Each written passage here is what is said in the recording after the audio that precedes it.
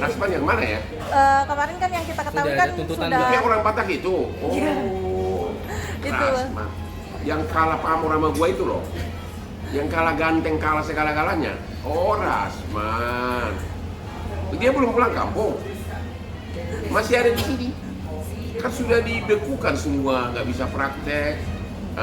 Sudah diancam 2 tahun penjara dengan tuntutan. Masih ada di Jakarta dia. Saya udah bilang pulang kampung aja. Lebih tenang dia mandi di sungai seperti ada di akun saya. Mandi tenang di sungai, di sana melihara bebek, lebih tenang. Kalau di Jakarta sudah terlalu jauh kalau bersaing dengan seorang Hotman Paris, ya, oke. Bisa dibilang ya, dengan tuntutan jaksa 2 tahun dan denda juga 200 juta. Gimana nih Abang? Apakah kalau menurut Abang sudah maksimalkah tuntutan dari? Kalau di undang-undang itu kan maksimum hukumannya 4 tahun. Satu hal yang Rasman lupa adalah dia selalu mengatakan benar Hotman melecehkan aslinya. Padahal poinnya bukan itu. Benar atau tidak saya melecehkan, bukan itu yang jadi persoalan. Yang jadi persoalan adalah kalau terjadi pelecehan, bukan berarti kau main hakim sendiri dengan cara menyebarkan di Instagram, dengan cara membuat tuduhan. Jadi yang undang-undang ITE itu adalah membuat tuduhan, menyebarkan tuduhan, ya, tidak melihat soal benar tidaknya. Itu kan? Ini belum apa-apa dibilang saya nidurin semua asprinya. Kemudian juga apalagi melakukan pelecehan. Itu dia bikin sendiri tanpa pernah melakukan laporan polisi, tidak pernah gugat perdata, padahal kan dia mewakili klien. Jadi kesalahan dia itu adalah dia tidak melihat bahwa caranya yang salah.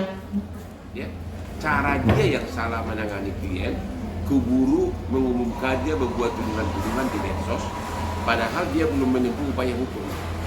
Harusnya kan sambil berjalan upaya hukum, sambil bersidang, dia bisa mulai komentar itu di Instagram dia. Apalagi kalau sudah vonis, ini kan belum ada apa-apa.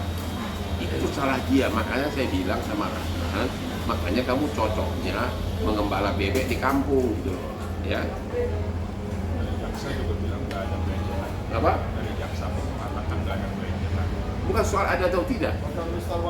Ada atau tidak pelecehan, bukan itu jadi poin utama. Intinya kau tidak boleh duluan bilang di medsos Hotman melakukan pelecehan. Itu nggak boleh karena kau sama saja, Rasman sama saja memvonis duluan. Belum ada persidangan, belum ada laporan polisi yang menyatakan saya jadi tersangka.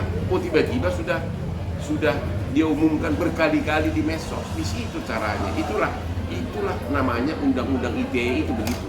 Kau tidak boleh menghakimi orang, ya, menjelek-jelekan orang di medsos tanpa didahului oleh prosedur hukum.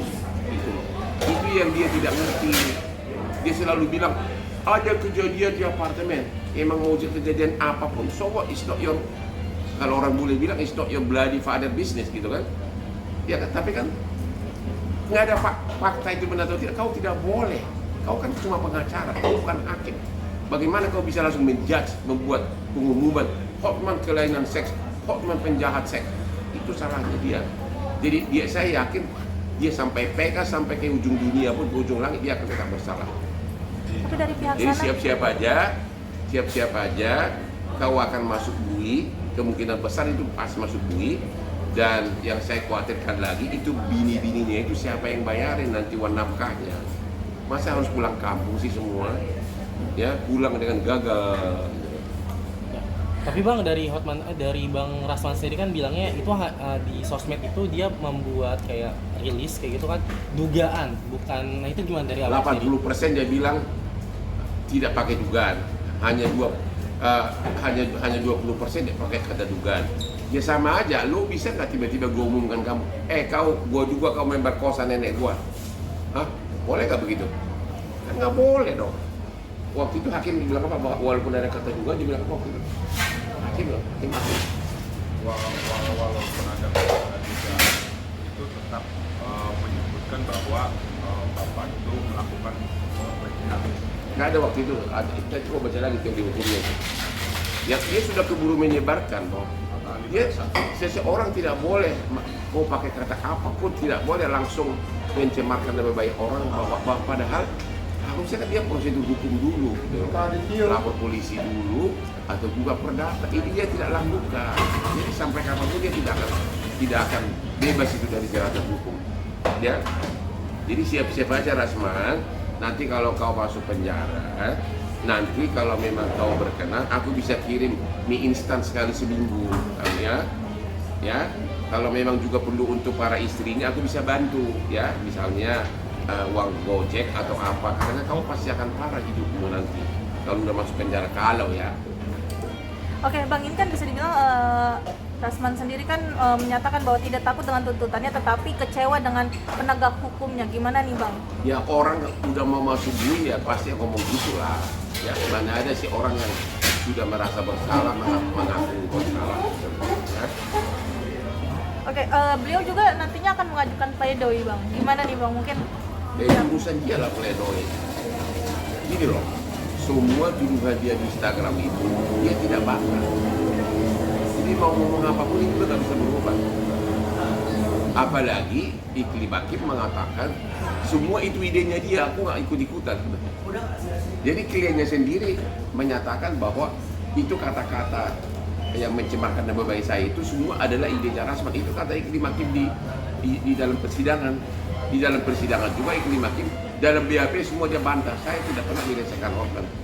Dia juga mengatakan bahwa di awal-awal Iklim Hakim mengaku sudah dirayu sama itu si botak, mau nggak jadi istri saya ke-8, ya.